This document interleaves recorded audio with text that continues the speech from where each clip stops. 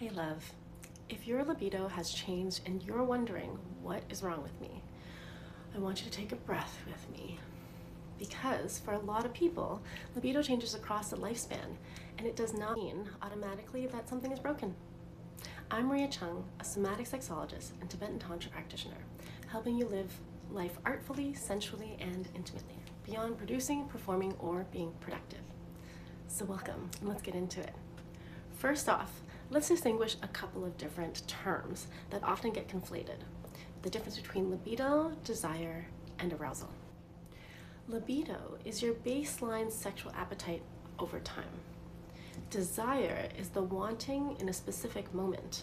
It can be spontaneous or it can be responsive, meaning it shows up after you feel safe, connected, relaxed, or turned on.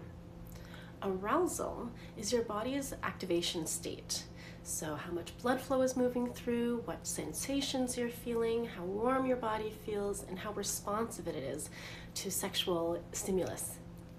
So if you're thinking, I want sex, but I can't get there, or my body's not showing up, the question isn't, what's wrong with me? The question is, what part of the system needs support right now? I'm here to remind you that desire isn't a moral scorecard. It isn't proof of how hot you are, how good your relationship is, or whether you're doing adulthood correctly. Libido is more like a signal from your body, and your body's signals can change depending on what season you're in. Libido can shift for so many reasons, like hormones, stress, health stuff, relationship dynamics, medications, sleep, life roles, and something we do not talk about enough, your nervous system capacity. If your system is overloaded, it makes total sense that pleasure and desire might feel far, far away. Your body might be prioritizing survival, recovery, and safety instead. Often the most helpful approach is not forcing desire.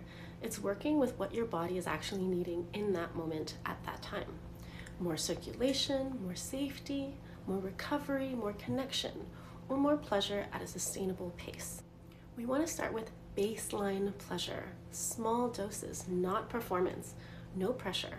Think 1% shifts that help your body trust that pleasure is safe and enjoyable again.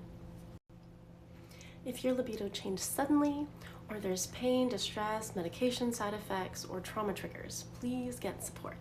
You deserve care, and you deserve pleasure in every season of your life. If this landed, like, subscribe, and tell me in the comments what season you're in right now. Stress, recovery, rebuilding, or reawakening and exploration.